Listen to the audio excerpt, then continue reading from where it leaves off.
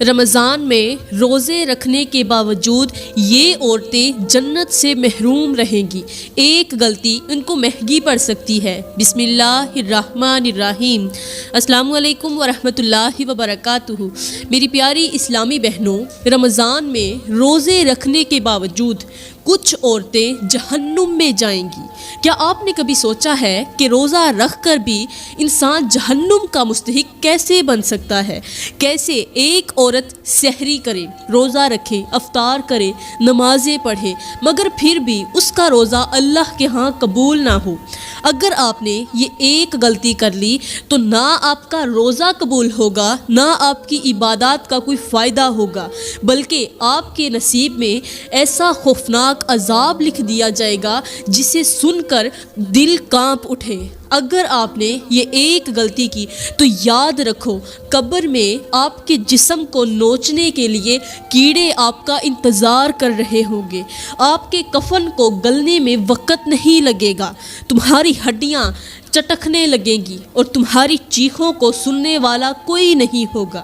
دنیا میں تمہاری عزت مٹی میں مل جائے گی، لوگ تمہیں حقارت کی نظر سے دیکھیں گے، تمہاری دعائیں رد کر دی جائیں گی، تمہاری زندگی سے برکت اٹھا لی جائے گی، تمہارے رزق میں جو برکت ہے وہ اٹھا لی جائے گی اور تمہارا رزق تمہارے ہاتھوں سے چھین لیا جائے گا، اور تمہیں معلوم بھی نہیں ہوگا کہ یہ سب کیوں ہو رہا ہے۔ اور آخرت میں تم پیاسی ہوگی مگر پانی کا ایک قطرہ بھی نہیں ملے گا، تم چلانا چاہو گی مگر زبان پر مہر لگا دی جائے گی، تم معافی مانگنا چاہو گی مگر رحم کے تمام دروازے بند ہو چکے ہوں گے۔ وہ عورتیں جو رمضان میں نیکیوں کے باوجود اس ایک خطرناک گناہ میں مبتلا رہے، انہیں جہنم کی آگ میں پھینک دیا جائے گا، جہاں نہ موت آئے گی نہ زندگی رہے گی، صرف چیخیں ہوں گی، تکلیفیں ہوں گی اور عذاب ہوگا۔ یہ حقیقت ہے۔ اگر تم نے اس غلطی کو نظر انداز کر دیا تو شاید تمہارے نصیب میں بھی یہی انجام لکھ دیا جائے، لیکن اگر تم یہ جاننا چاہتی ہو کہ وہ ایک خوفناک غلطی کیا ہے جو رمضان میں روزے کے باوجود جہنم کی راہ پر ڈال سکتی ہے، تو بس آپ میرے اس بیان کو توجہ کے ساتھ سنتی رہیں۔ میری پیاری بہنوں، سب سے پہلے میں آپ لوگوں کو رمضان اور روزے کی فضیلت بتاتی ہوں تاکہ آپ سمجھ سکیں کہ یہ مہینہ کتنا قیمتی ہے اور اس میں رکھے گئے روزے کی کیا عظمت ہے۔ یہ وہ مہینہ ہے جس میں اللہ تعالیٰ نیکیوں کو بڑھا دیتا ہے، نیکیوں کا اجر بڑھا چڑھا کر عطا کرتا ہے، جس میں رحمتوں کی بارش برستی ہے۔ مگر سوچو، اگر کوئی اس میں عبادت بھی کرے، روزہ بھی رکھے، لیکن وہ بخشش سے محروم رہ جائے، اگر اس کی عبادات برباد ہو جائے، اگر وہ اللہ کی رحمت کے قریب آنے کی بجائے دور چلی جائے، تو یہ کتنا خوفناک نقصان ہوگا۔ میرے اللہ کے نبی نے فرمایا، کتنے ہی روزے دار ایسے ہیں جنہیں روزے سے بھوک اور پیاس کے سوا کچھ نہیں ملتا۔ یہ حدیث سن کر دل کانپ جاتا ہے کہ اگر ہمارا روزہ اللہ کے ہاں قبول نہ ہوا، اگر ہماری ساری محنت ضائع چلے گئی تو ہم کہاں جائیں گی؟ میرے اللہ کا فرمان ہے، روزہ میرے لیے ہے اور میں خود اس کا بدلہ دوں گا، مگر سوال یہ ہے کہ کیا ہمارا روزہ واقعی ایسا ہے کہ اللہ ہمیں اس کا بہترین بدلہ دے؟ پیاری بہنوں، ایک بار ایک نیک شخص اپنے شاگرد سے پوچھنے لگا، اگر کوئی انسان بہت قیمتی ہار خریدے لیکن اسے سنبھال کر نہ رکھے اور کہیں راستے میں گرا دے تو اس کے بارے میں کیا کہا جائے گا؟ شاگرد نے جواب دیا، یہ تو سب سے بڑی بے وقوفی ہے۔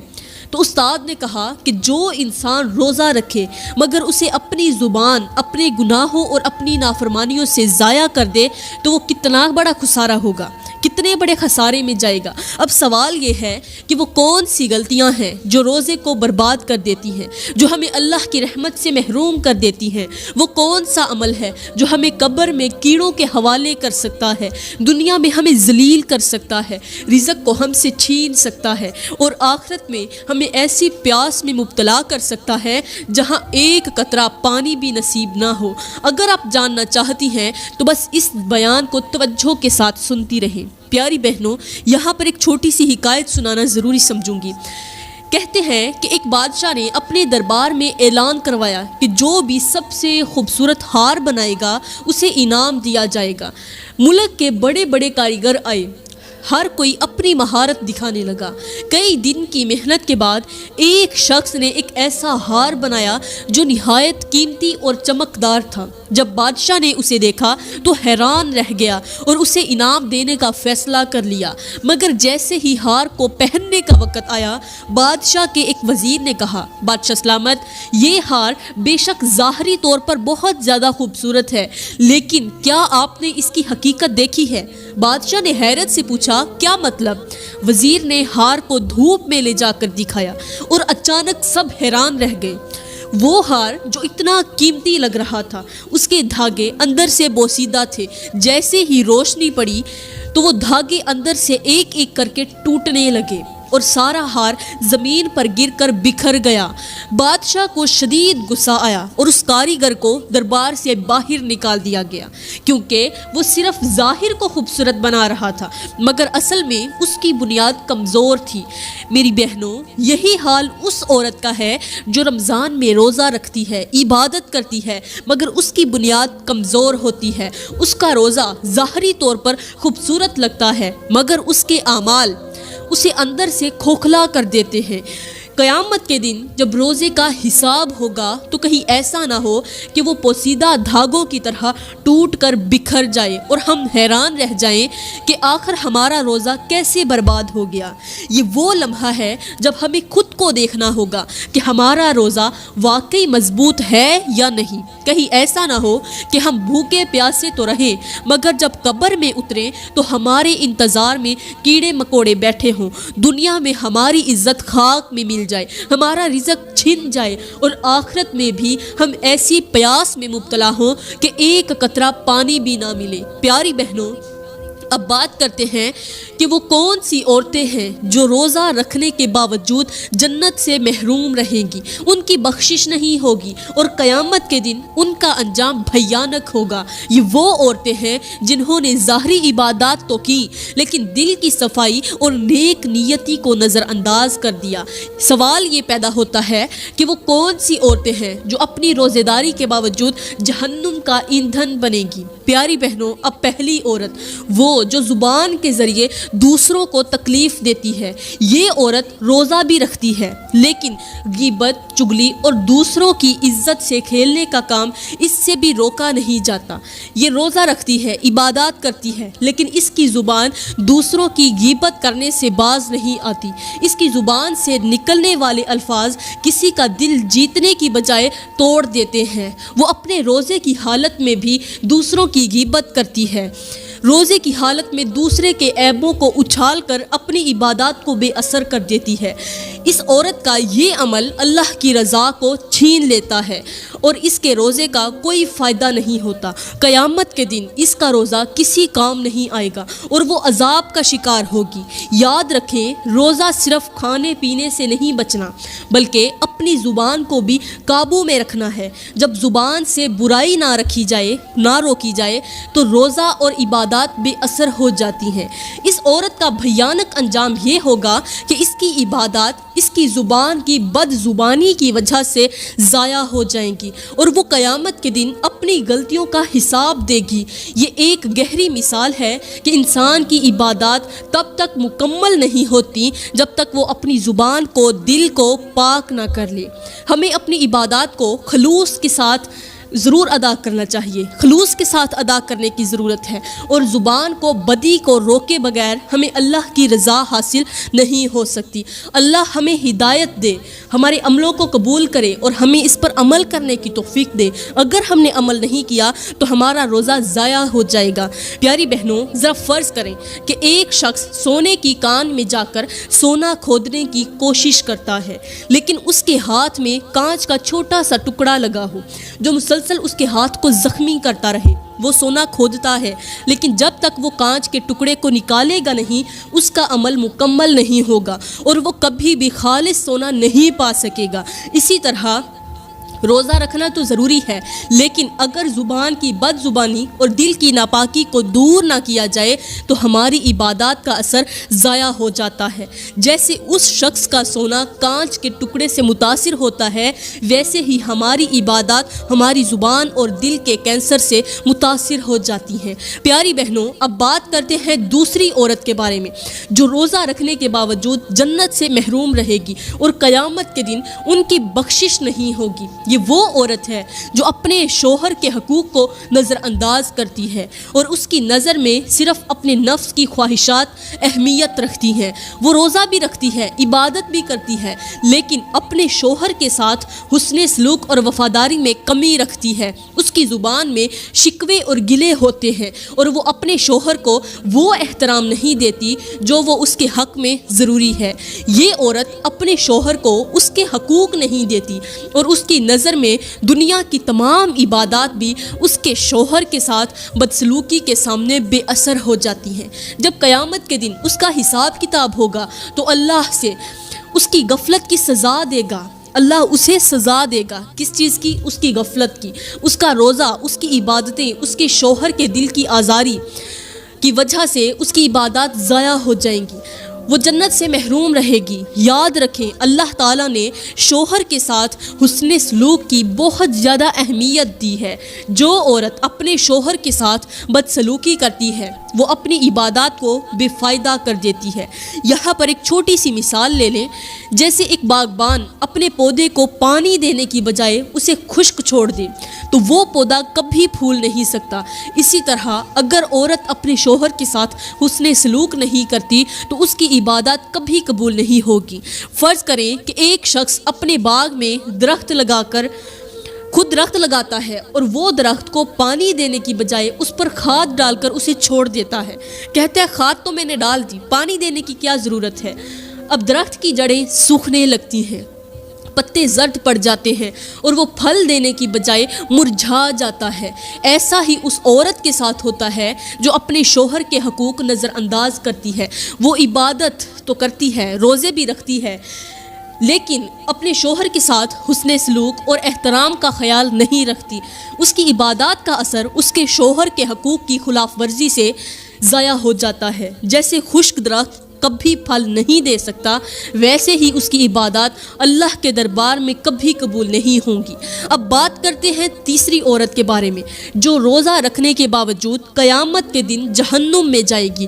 یہ وہ عورت ہے جو اپنی مال و دولت کی محبت میں اتنی غرق ہو جاتی ہے کہ وہ اپنی عبادات اور روزوں کو اس کی خاطر نظر انداز کر دیتی ہے۔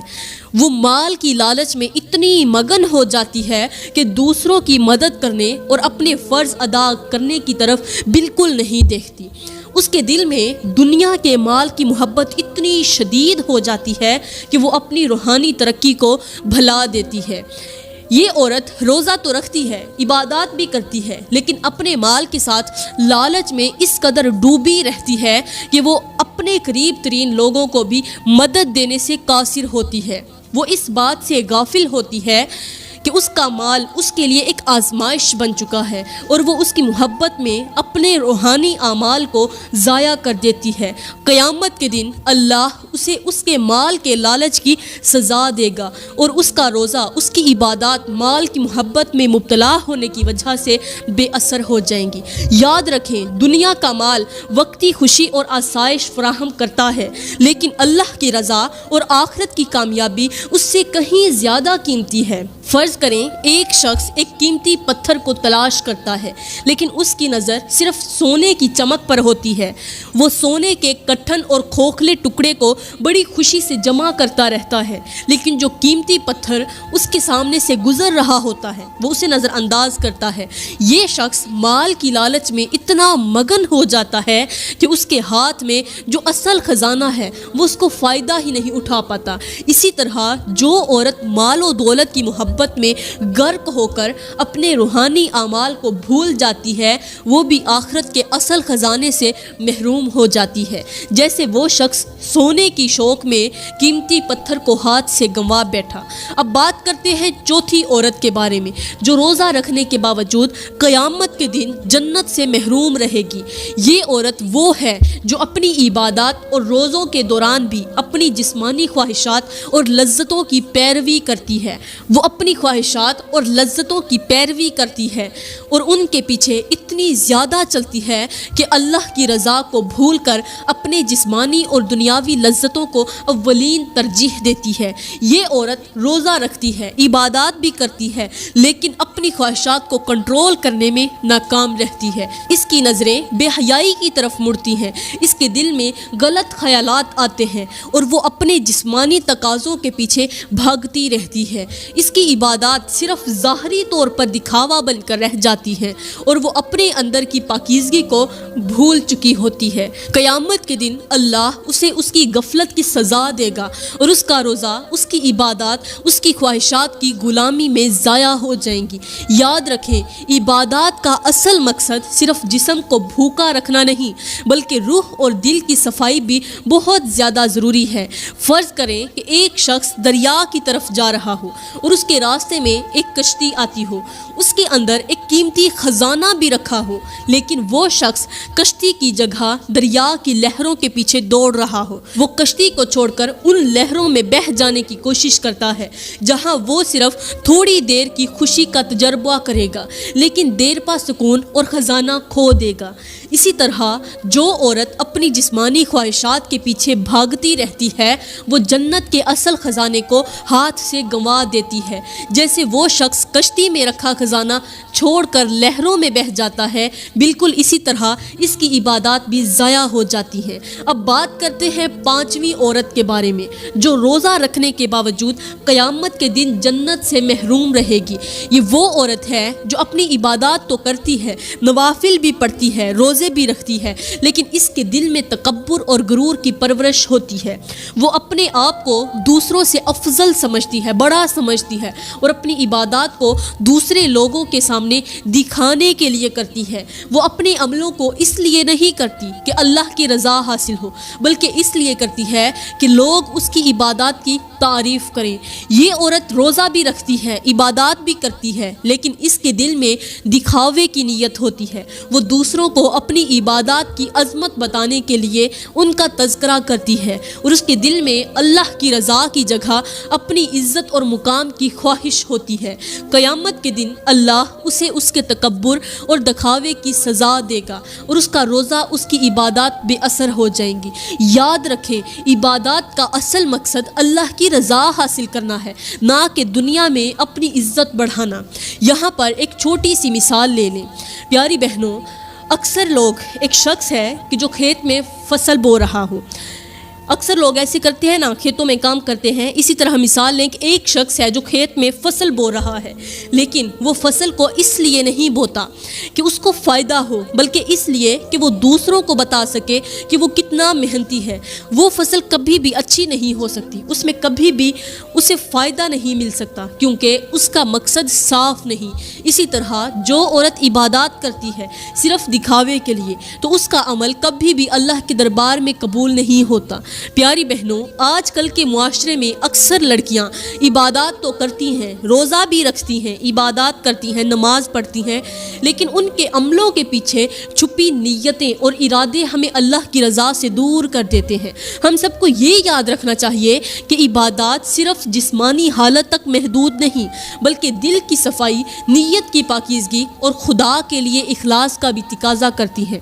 آج کل کی بیشتر لڑکیاں دنیاوی دکھاوا، تکبر اور اپنی عزت کے بارے میں سوچتے ہوئے عبادت کرتی ہیں، لیکن جب تک ان کی عبادات اللہ کی رضا کے لیے نہ ہو، وہ کبھی اپنی عبادات کا حقیقی فائدہ نہیں حاصل کر سکتی۔ ہمارے دلوں میں اللہ کی رضا کی جستجو، آپس میں حسن سلوک اور اپنے عملوں میں عاجزی ہونا ضروری ہے۔ اپنی عبادات میں خلوص پیدا کریں، اپنی زبان کو کنٹرول کریں اور اپنے اخلاق کو بہتر بنائیں، کیونکہ جب تک ہم اپنی عبادات کو دل سے اور نیک نیتی کے ساتھ نہیں کرتے، اللہ کی رضا کبھی بھی حاصل نہیں ہو سکتی۔ یاد رکھیں دنیا کی چمک دمک اور نظر آنے والی عبادات سے کہیں زیادہ اہم ہمارا اندرونی سکون، اللہ کے ساتھ ہمارا تعلق اور ہماری نیتیں ہیں۔ آج کی لڑکیوں کو یہ سمجھنا ضروری ہے کہ دکھاوے سے کہیں زیادہ اہمیت اپنے عمل کی صفائی، دل کی نیت اور اللہ کی رضا کے لیے کوشش کرنا ہے۔ پیاری بہنوں، میں دعا کرتی ہوں کہ اللہ تعالی ہمیں اپنی عبادات میں خلوص عطا کرے، ہماری زبانوں اور دلوں کو پاکیزہ رکھے اور ہمیں اپنی رضا کے لیے زندگی گزارنے کی توفیق عطا فرمائے۔ آمین ثم آمین، وما علینا الا البلاغ المبین۔